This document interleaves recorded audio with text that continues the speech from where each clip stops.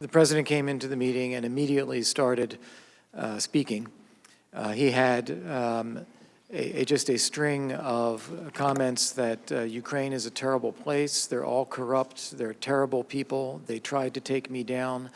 I tried to explain, along with the others that were there, each of us took turns speaking. I tried to explain that President Zelensky agrees with you, that he was elected because of that situation in Ukraine, and he has a strong mandate from the people of Ukraine to change it. And that's why it's important that we actually show him very strong support now. But the president was not convinced, and he said that Zelensky is no different, that he has terrible people around him. You know, it's not what I hear about Ukraine, what we're telling him. You know, I hear that, you know, nothing has changed, talk to Rudy, that kind of dialogue as I described.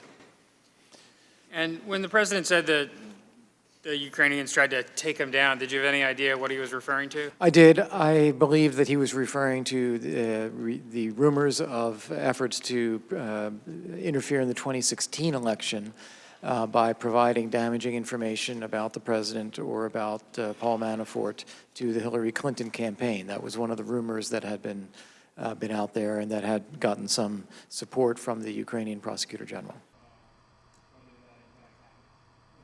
Inside the U.S. government, I was aware that the hold was placed. I was aware of that on July 18th. It was referenced at an interagency meeting, and I got a readout from that meeting from one of my assistants.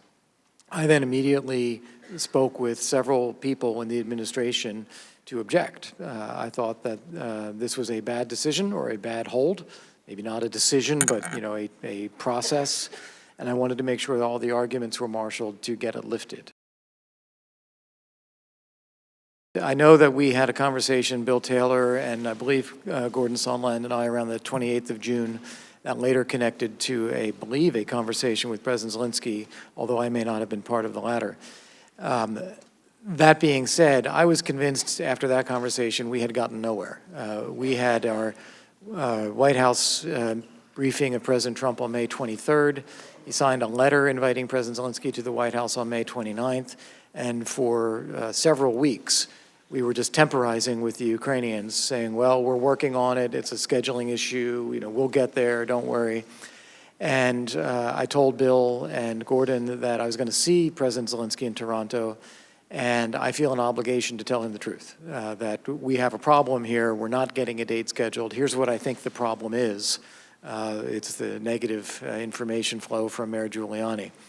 And that he would, also that I would advise him that he should call President Trump personally because he needed to renew that personal relationship and be able to convey to President Trump that he was serious about fighting corruption, investigating things that happened in the past and so forth. So I did all of that with President Zelensky in a pull-aside after our formal bilateral meeting.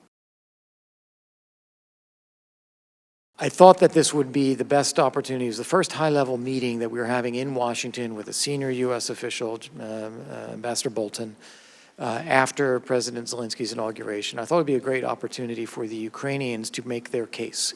They are the new team in town, real deal about fighting corruption. I was rather disappointed with the meeting as it transpired. It struck me as down in the weeds. Talking about reform of national security structures in Ukraine and legislation that they were working on, and not the big picture and not the bilateral relationship. So I was a bit disappointed by that.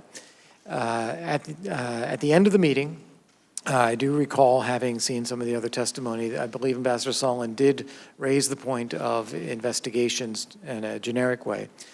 This was after the meeting was already wrapping up, and I think all of us thought it was inappropriate, and the conversation did not pick up from there. It was the meeting was over. We all went outside, and we had a picture taken in front of the White House, and then all of us, except Ambassador Bolton, went down to the wardroom to talk through follow-up about how do we follow up on this meeting to keep the momentum in the relationship. Only the very bare bones readout that I had received. Mr. Zeldin asked you in the deposition that in no way, shape, or form, in either readouts from the United States or Ukraine, did you receive any indication whatsoever for anything that resembled a quid pro quo. Is that correct? That's correct. And the same would go for this new allegation of bribery? I've only seen an allegation of bribery in the last week. It's the same common set of facts. It's just instead of quid pro quo, now it's bribery. I was never involved in anything that I considered to be bribery at all. Okay, or extortion? Or extortion. Okay, May I make a second observation as well? absolutely. I do remember having seen some of the testimony of Mr. Kent, a conversation in which he had asked me about the conspiracy theories that were out there in Ukraine. I don't remember what the date of this conversation was. And my view was, well, if there are things like that, then why not investigate them? I don't believe that there's anything to them. If there is, 2016 election interference is what I was thinking of. We would want to know about that, but I didn't really believe there's anything there to begin with. You testified in your deposition to the extent the Ukrainians were going to investigate other Ukrainians for wrongdoing, that was perfectly appropriate in your mind? Correct. That has been U.S. policy for years. So if certain Ukrainians involved with the Burisma company, Well, that I think is the only plausible thing to look at there. As I said, I don't find it plausible or credible that Vice President Biden would have been influenced in his duties, but whether individual Ukrainians in the society that we know Ukraine has been for decades were trying to act in a corrupt way or to buy influence, that's plausible. Deputy Assistant Secretary Kent last Wednesday told us